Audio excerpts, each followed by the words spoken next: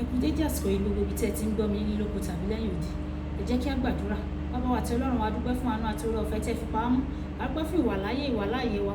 Ẹ jẹ́ ká dẹni àgbégbé, ẹ jẹ́ ká dẹni àkọlẹ̀bọ̀. Ògo ni forúkọ yín, ẹ gba ọpẹ́ wa.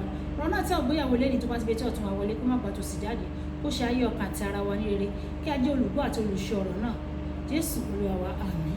Kí ni ohun tí a fẹ́ gbéyẹ̀wò lénìí nínú ìwé ọ̀run ṣíṣí tí a tọwọ́ olùṣọ́ àgùntàn Enoch Adeboye kọ? Èní ọjọ́ ìṣẹ́gun ọjọ́ kẹrin oṣù kẹrin. Èní ọjọ́ ìṣẹ́gun ọjọ́ kẹrin oṣù kẹrin. Àkòrí tí a ó gbéyẹ̀wò sọ wípé jíjà ní ìhà ti Ọlọ́run. Jíjà ní ìhà ti Ọlọ́run. A ó mú àkọ́sórí wa nínú ìwé orin Dáfídì orí ìkẹtàléníogún ẹsẹ̀ ìkẹrin. Ìwé orin Dáfídì orí ìkẹtàléníogún ẹsẹ̀ ìkẹrin tí ó kà báyìí pé nítòótọ́ bí mo tilẹ̀ ń rìn láàrin àfonífojì òjìji ikú, èmi kì yóò bẹ̀rù ibi kan nítorí tí ìwọ wà pẹ̀lú mi. Ọ̀gọ rẹ àti ọ̀pá rẹ wọ́n ń tù mí nínú. Nígbà tí àwọn bíbélì kíkà wa nínú ìwé Númérì orí ìkẹrìndínlógún ẹsẹ̀ ìkẹtàlélógún títí dé ẹsẹ̀ ìkẹrìnlélógún. Ìwé Númérì orí ìkẹrìndínlógún ẹsẹ̀ ìkẹtàlélógún títí dé ẹsẹ̀ ìkẹrìnlélógún tí ó kà báyìí pé Olúwa sì sọ fún Mósè pé sọ fún ìjọ pé ẹ gòkè wá kúrò ní sàkání àgọ́ Kórà, Dátánì àti Àbùrámù.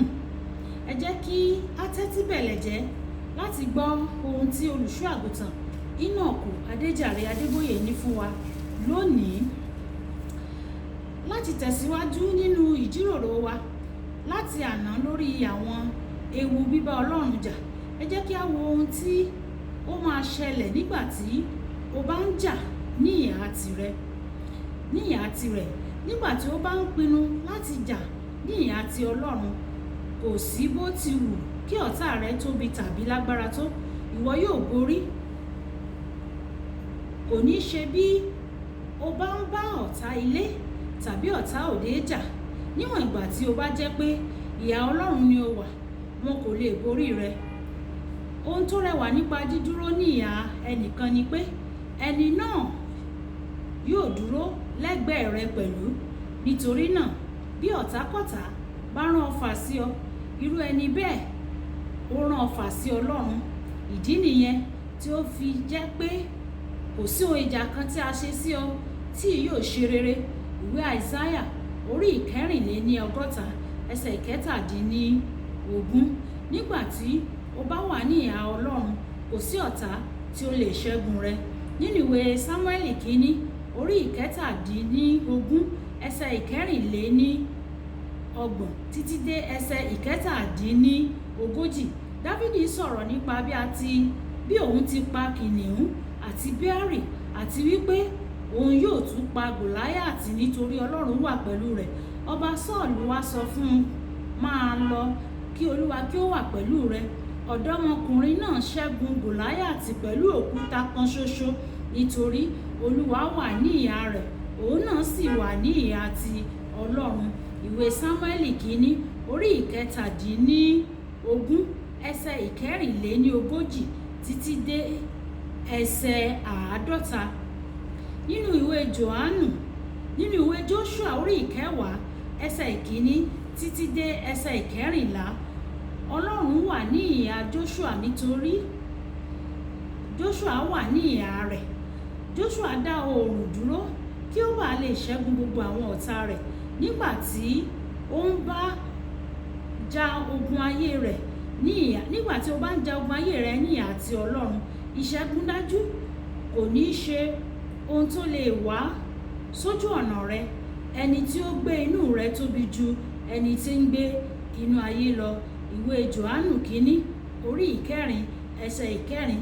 Jésù Kristi ti fi dá wa lójú nínú ìwé Jòhánù orí ìkẹrìndínlógún ẹsẹ̀ ìkẹtàléníọgbọ̀n.